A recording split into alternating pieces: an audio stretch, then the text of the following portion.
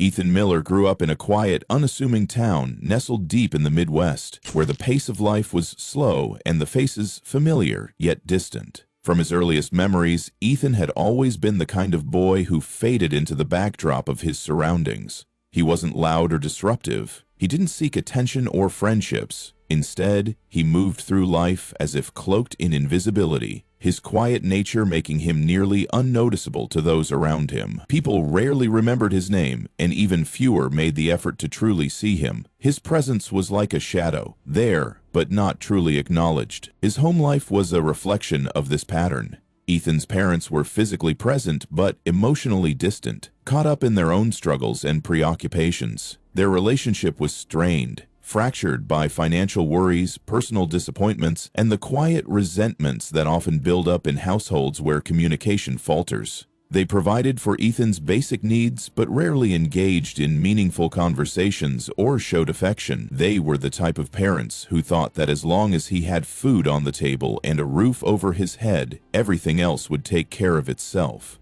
The emotional chasm between them grew wider with each passing year, and Ethan often felt like an afterthought, a silent fixture in their busy lives. At school, Ethan's invisibility deepened. He was neither a target for bullies nor embraced by any group of friends. He existed in a kind of social no man's land, a solitary figure walking the hallways, unnoticed and unremarked upon. Teachers barely registered his presence, sometimes mistaking his quietness for disinterest or apathy. Classmates passed him by without a glance, wrapped up in their own social circles and dramas. He learned early that to avoid attention was safer, so he kept his head down, never raising his voice, never drawing eyes to himself. His days were marked by a steady routine of anonymity, and over time, that invisibility became a defining part of his identity. His bedroom was his sanctuary and his prison all at once. The walls were lined with posters of fantasy novels and video games, escapes into worlds far more vibrant and alive than his own.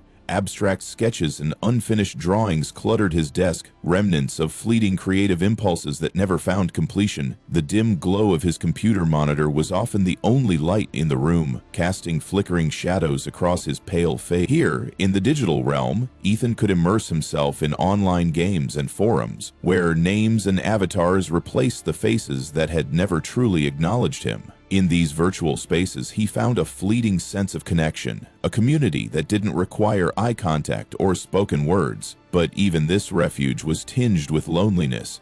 The glow of the screen was a poor substitute for real human warmth. When Ethan took on a part-time job as a waiter at a small cafe on the outskirts of town, he hoped for a change, perhaps a chance to feel useful or seen. But the cafe was much like every other part of his life, a place where he existed on the margins. The staff was a collection of strangers who nodded politely but kept their distance, each absorbed in their own concerns. The customers were regulars, familiar faces lost in their routines, more interested in their coffee and conversations than the person who served them. To them, Ethan was no more than a fixture, a silent presence in worn-out jeans and a faded uniform. His movements were mechanical and unobtrusive, designed to avoid attention rather than invite it. He wiped tables, refilled cups, and carried trays with practiced ease, all while keeping his gaze low and his voice quiet.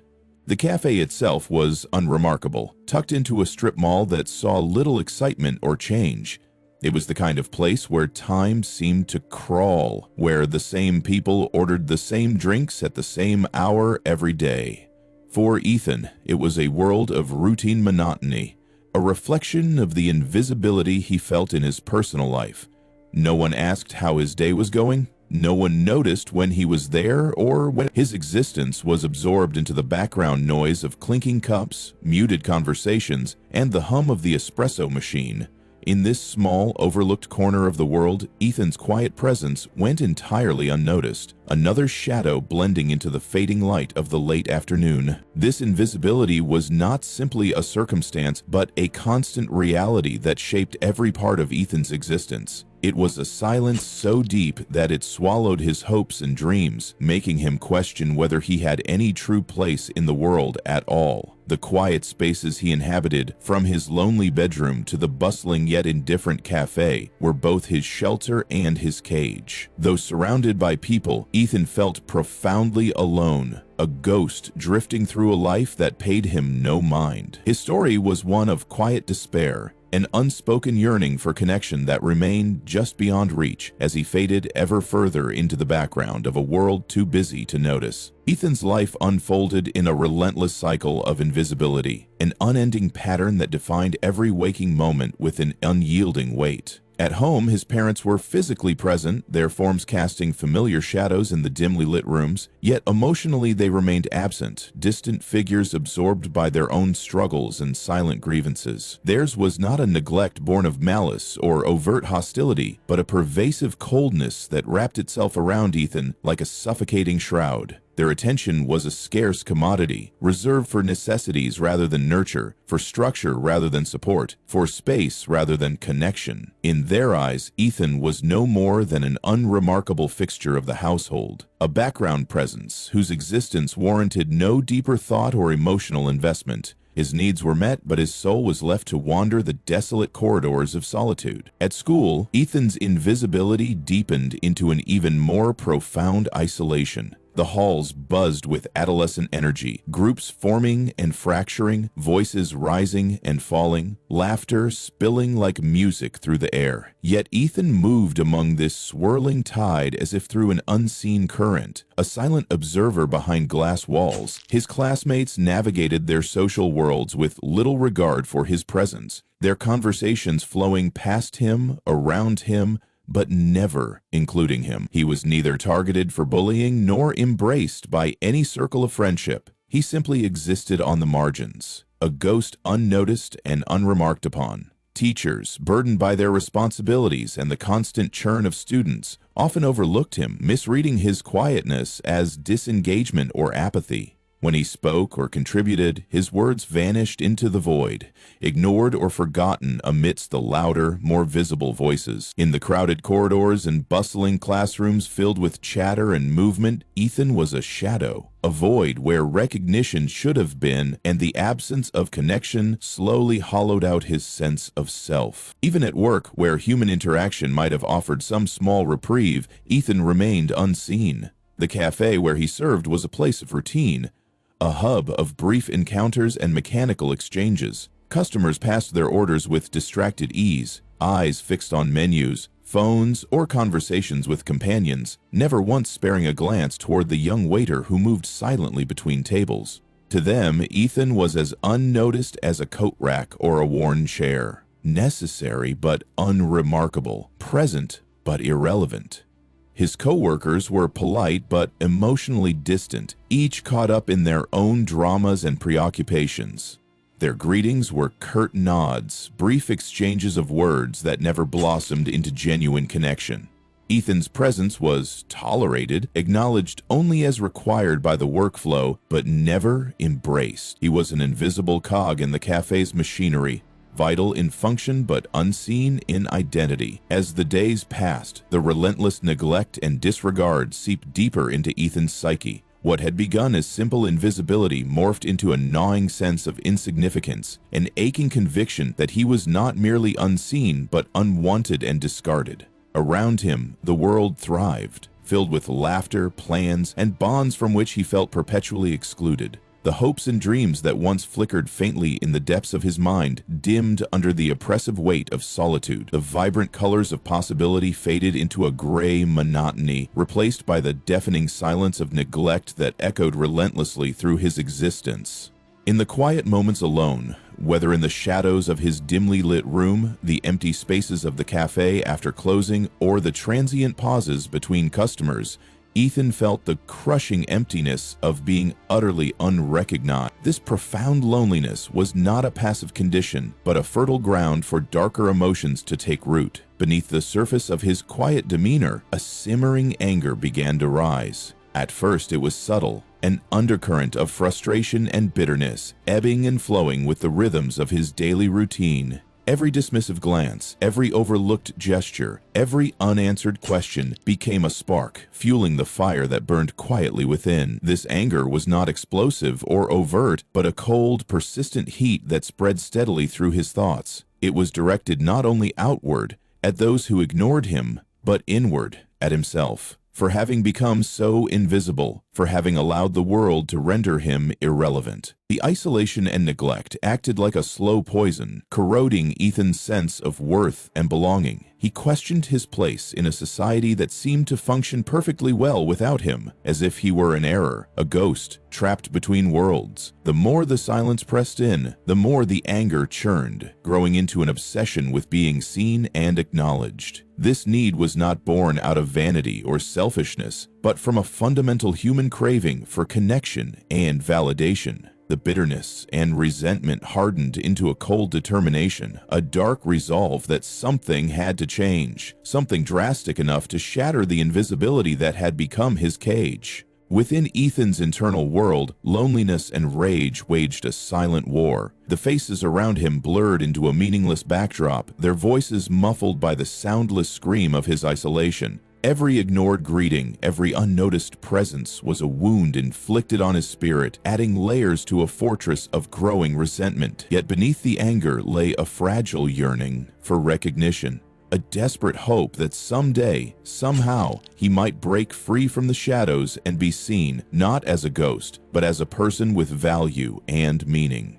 This relentless spiral of invisibility, neglect, and silent fury defined Ethan's existence. It shaped his thoughts, distorted his perceptions, and closed in around him like a tightening noose. The world carried on, bustling and vibrant, indifferent to the quiet boy who lived within it, unseen, unheard, and increasingly unmoored. The seeds of despair and anger took root deeply, setting the stage for a tragic turning point that would forever alter Ethan's life and those around him. On a morning that began like countless others, the cafe awoke to its usual rhythm. A soft murmur of quiet conversations, the gentle clinking of cups, and the comforting aroma of freshly brewed coffee weaving through the air. It was a place where the townsfolk gathered daily, a steady heartbeat in the small community's life. Families settled into their familiar seats, exchanging gentle words. Workers sought brief solace between shifts. Students filled corners with laughter and lively debates. The atmosphere was a delicate balance of comfort and routine, a haven untouched by the chaos that often roiled the outside world. Yet beneath this veneer of normalcy, something shifted that day. A subtle disturbance, heralded by the arrival of a group whose presence would rupture the fragile calm. Through the cafe's door strode a group of local college students, their entrance unmistakable. They carried with them a loud, brash energy that sliced through the cafe's muted tones like a knife through silk. Their laughter was sharp, confident, and unyielding, echoing off walls that had grown accustomed only to hushed tones. They radiated entitlement, an arrogance that clashed starkly with the cafe's modest setting. Their voices boomed with a brashness that seemed to mock the quiet simplicity of the place. A sharp contrast to the muted hum of daily life Ethan had come to know intimately. These students were a force of youthful bravado, accustomed to commanding attention wherever they went, expecting the world to bow before their whims and achievements. The cozy sanctuary of the cafe felt suddenly foreign, invaded by a storm of unchecked confidence. Ethan had seen them before, had served this group countless times without incident, observing them with quiet detachment. He was accustomed to their disregard, to the way their conversations orbited only among themselves, blind to the waiter who moved unobtrusively through their space. Their interactions were loud and flashy, filled with the trivial dramas of youth, but Ethan's presence was merely mechanical to them, a necessity rather than a consideration. Their orders were met with efficient nods and practiced politeness, but never with acknowledgement or respect. To them, Ethan was nothing more than a background figure, a cog in the machinery of their indulgent routines. However, on this particular day, the dynamic shifted. Among the group was Derek, an unofficial leader whose sharp eyes swept the cafe with an appraisal that was anything but kind. He bore the look of someone accustomed to assessing the worth of everything and everyone around him, and the cafe, with its worn tables and quiet patrons, seemed beneath his notice. His gaze landed on Ethan with a casual cruelty, a dismissive sneer that cut deeper than any overt insult might. Without hesitation, Derek directed a cutting remark straight at Ethan, questioning his choice to waste time working such a menial job. The words implied failure, a squandered potential, a life squandered on a path devoid of meaning or ambition. Though brief, the comment struck Ethan with the force of a hammer. It was flung out like a careless joke, tossed into the air without thought, but it landed with brutal weight, crashing through years of suppressed pain and invisibility. For the first time in what felt like an eternity, Ethan felt a raw sting of humiliation, not the kind that demands outward display or dramatic tears, but a deep, piercing ache that settled heavy in his chest and radiated through his entire being. His hands betrayed him, trembling uncontrollably, revealing the tempest roiling within. His heart pounded erratically, a chaotic drumbeat fueled by an incendiary mix of shame and fury that threatened to engulf his senses. That moment crystallized an ocean of neglected sorrow and loneliness into a single, searing burden Ethan could no longer carry silently. The endless days of being overlooked, the nights spent drowning in feelings of insignificance, the pervasive invisibility that had wrapped around him like a suffocating shroud, all converged into a crushing weight. Derek's dismissive comment was not merely a throwaway insult. It was the embodiment of every slight and whispered disdain Ethan had endured. A painful confirmation of his place as someone easily ignored and deemed irrelevant. From this instant, a seed was planted, a dark, dangerous seed buried deep within Ethan's psyche.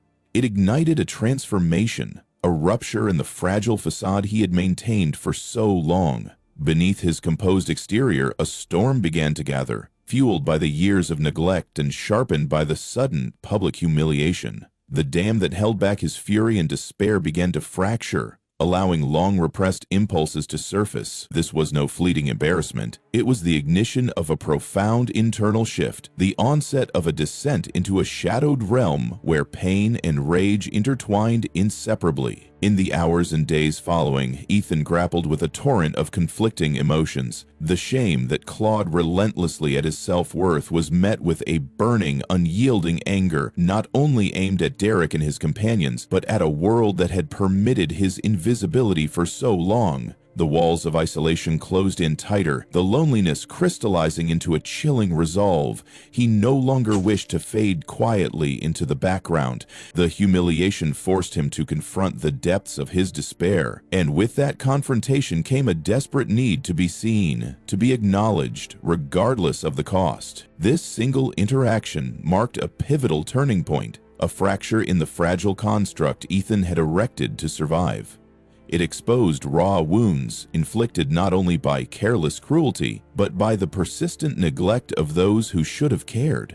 Derek's words echoed relentlessly in his mind, a harsh reminder that the world did not value him, that his existence was dismissed with a sneer and a shrug. It was a summons to awaken the anger and frustration long buried, stirring an undercurrent of fury that would soon dictate his actions. From this day onward, Ethan's internal landscape shifted irrevocably. The seeds of darkness sown by Derek's remark took root, nurtured by isolation and neglect. What had been silent suffering transformed into cold determination, a simmering fire demanding release. The weight of humiliation, once a crushing burden, became a catalyst for transformation, a terrifying pivot from invisibility to a desperate, violent assertion of presence. The path ahead was shadowed and uncertain, but within that ordinary morning's encounter lay the spark that would ignite a tragic, irrevocable descent. In the days that followed, Ethan found himself swallowed whole by a consuming obsession, a relentless, gnawing need to be seen, to be recognized in a manner far beyond the feeble attempts of words or fleeting gestures he had once hoped for. The casual cruelty he had endured no longer remained a background whisper in his mind. Instead, it played on a relentless loop, an unending echo of insults and dismissals that battered his thoughts with increasing intensity. Each phrase, each sneer, and every careless glance echoed back to him with magnified weight, eroding whatever fragile sense of self he had left. The bitterness fermented deep inside him, transforming the once muted sting of humiliation into a searing drive that overshadowed every other thought. Ethan's mind became a labyrinth of dark and determined calculations. The obsession with being noticed transformed into something methodical, precise, and chillingly pragmatic. It was no longer mere fantasy or fleeting anger, but a cold, calculated plan that took shape piece by piece in the quiet, restless hours. He devoted himself to scrutinizing every detail of the cafe where he spent his days, turning his familiarity with the place into an advantage. The layout of the space, the placement of tables, the location of exits, the angles of surveillance cameras became a map etched into his mind. He observed the ebb and flow of the customers, noting peak hours when the bustle would provide cover and the staff would be stretched thin. He cataloged the habits of his coworkers, their routines, their vulnerabilities. Every subtlety of the environment was transformed into a piece of the puzzle he was assembling. Ethan's transformation was not only mental but physical as well. His usual quiet and withdrawn demeanor hardened into an icy detachment. There was a distant coldness in his eyes, a vacant focus that unnerved those who caught a glimpse. The boy who once moved unnoticed now seemed to carry an invisible weight, an aura of suppressed storminess. His gestures became minimal, controlled, as though conserving energy for the dark purpose that consumed him. Sleep became a stranger. Nights stretched endlessly as his mind spun relentlessly, circling around the details of the act he envisioned with grim clarity. The familiar sanctuary of rest was replaced by a restless vigilance, a constant rehearsal of motions and timing that kept his thoughts sharp yet tangled in obsession. One of the most chilling aspects of Ethan's preparation was his fixation on the kitchen knives. These tools, ordinary and utilitarian to others, took on an ominous significance in his hands. He sought them out with a cold purpose, examining their weight, their balance, the sharpness of their blades. In solitude, he ran his fingers along the edges, imagining how they might cut through flesh. The precise strikes he could deliver. The knives were not merely instruments. They became extensions of his will, tangible manifestations of the control and acknowledgement he so desperately craved. With every test and trial, the plan solidified further, feeding the fire that burned relentlessly inside him. His thoughts circled like vultures over a carcass, returning again and again to the idea of the act itself, how it would unfold, the exact moments when surprise would grant him the advantage, the flow of chaos he could unleash to ensure the world finally stopped and paid attention. The fantasies that once flickered as brief escapes had become obsessions so vivid and real that they consumed his waking hours. Ethan rehearsed the motions in his mind with a surgeon's precision, envisioning the path he would take, the timing of each move, the reactions he might provoke.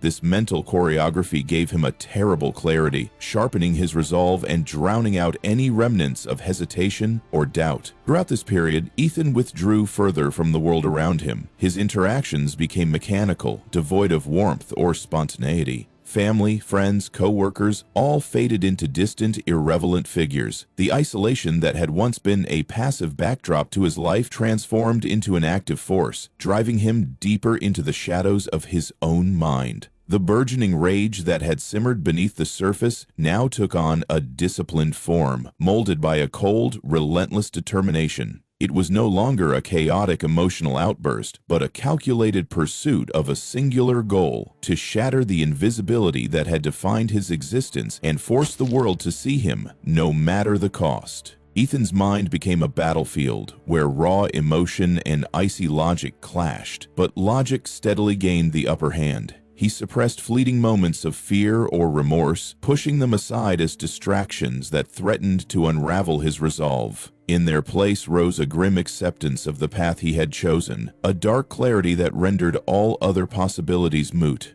The act he prepared was not born of impulsive rage, but of deliberate calculation, a grim testament to the depth of his despair and the intensity of his desire for recognition. As the days slipped by, the weight of his plans settled heavily upon him. The quiet rage that had once simmered beneath the surface had crystallized into an unyielding force, driving him inexorably forward. Sleep eluded him. His thoughts were a ceaseless torrent of strategy and anticipation. Every waking moment was consumed by the anticipation of the day when his presence would no longer be ignored, when his existence would be carved into the memories of all who had overlooked him. The boy who had once faded into the background had transformed into a figure shadowed by darkness and resolve, poised on the edge of a devastating act that would forever alter the lives entwined within that small cafe and his own. On that particular Thursday morning, the cafe was alive with its typical morning energy. A blend of familiar faces and daily routines unfolding beneath the soft hum of the espresso machine and the clatter of ceramic cups. Families gathered at corner tables, sharing quiet conversations over warm coffee, while workers paused briefly between shifts to savor a moment of respite. Students clustered in groups, their youthful chatter punctuating the air, unaware of the dark storm quietly gathering within one of their own.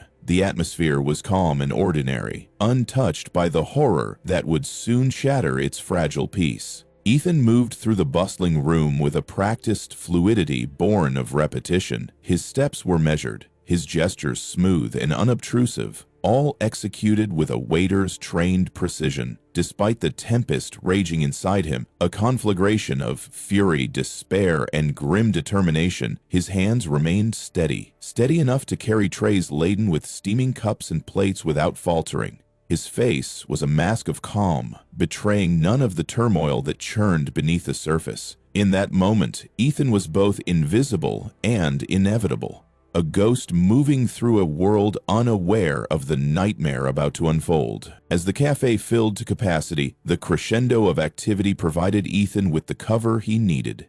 With calculated timing, he slipped quietly into the shadows behind the counter, where he had concealed the tools of his grim purpose. His fingers closed tightly around the cold metal of the knives he had chosen so deliberately, each one a weapon honed by careful selection and silent practice. The weight of the blades in his hands was familiar, almost comforting, a stark contrast to the chaos he was about to unleash. There was no hesitation, no tremor of doubt. The moment had arrived, and his resolve was absolute. The attack began swiftly and without mercy. Ethan moved with a chilling efficiency that betrayed the long hours of meticulous planning and rehearsals that had preceded this day. Each strike was precise, executed with a brutal clarity that left no room for error or second chances. The once peaceful cafe was instantly transformed into a maelstrom of terror and bloodshed. Screams erupted as customers caught in the sudden violence scrambled desperately for safety, their startled cries echoing off the walls in a chaotic symphony of fear.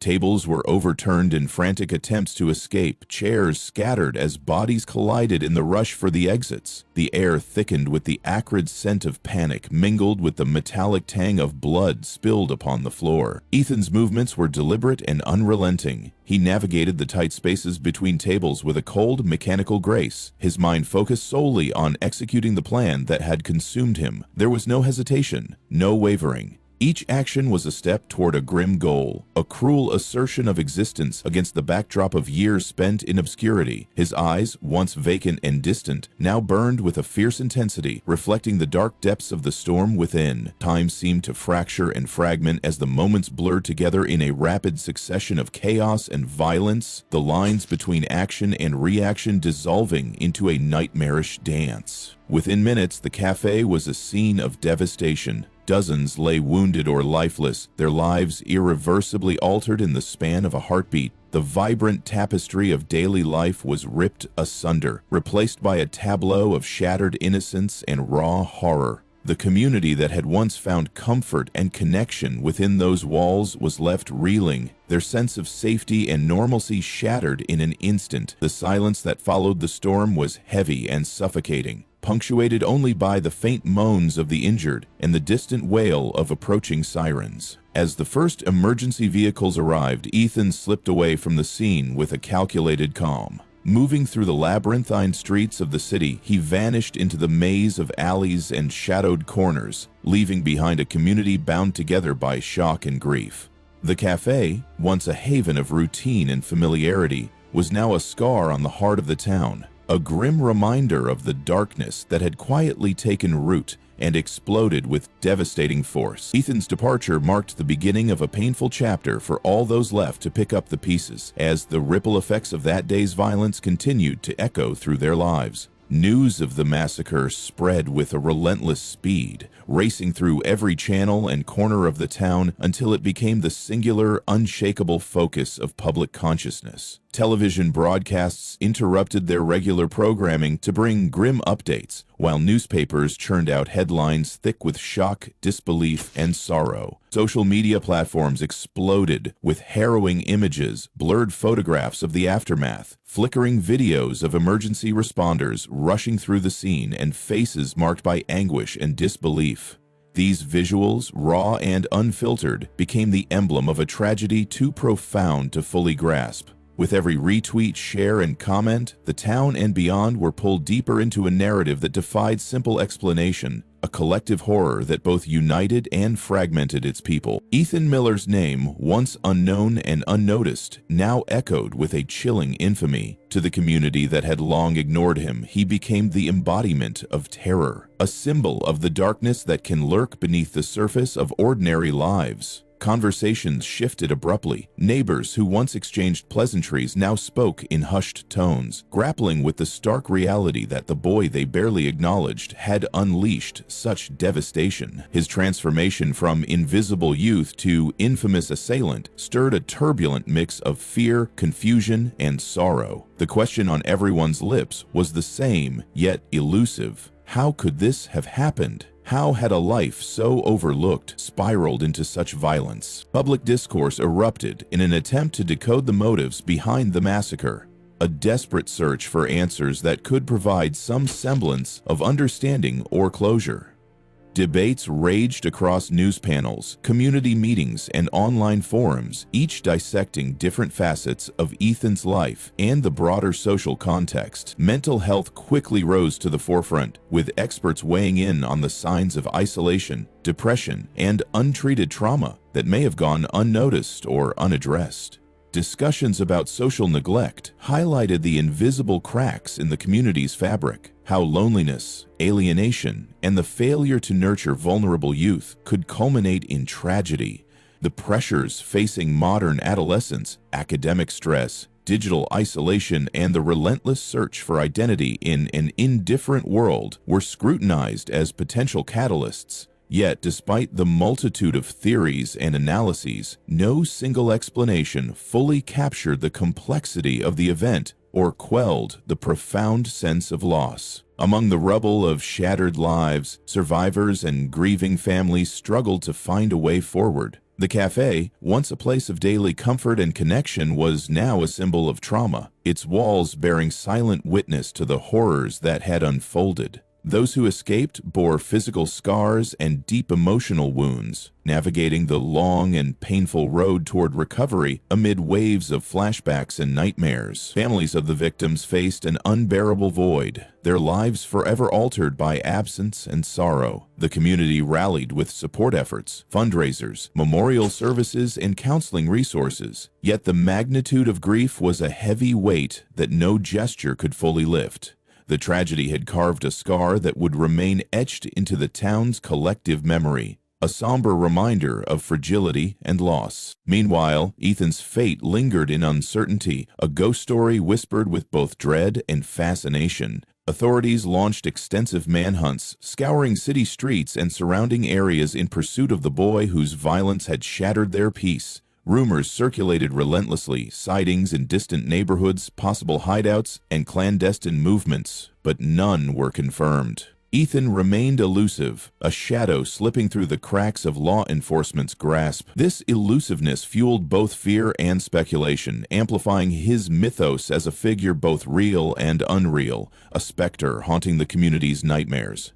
His disappearance added layers of complexity and unease, leaving unanswered questions hanging heavy in the air. The cafe itself transformed from a mundane fixture of everyday life into a solemn memorial. The familiar space that once buzzed with routine now stood silent and reverent, its corners marked by makeshift shrines of flowers, photographs, and heartfelt messages from a grieving community. Its presence served as a stark, unyielding reminder of how invisibility and neglect, often dismissed as harmless or inevitable, could fester beneath the surface and erupt into devastating violence. The cafe's walls, once filled with laughter and conversation, now echoed with the weight of loss and reflection. It became a place where memories converged, where the community confronted the harsh realities of their own failures and the urgent need for compassion and awareness. This tragedy forced a reckoning, not just with the actions of a single boy, but with the systemic issues that allowed a life to slip unnoticed into despair and destruction. The story of Ethan Miller became a painful cautionary tale, a call to look beyond the surface and to recognize the hidden struggles of those who seem invisible. It underscored the vital importance of connection, empathy, and vigilance in preventing such heartbreak from repeating.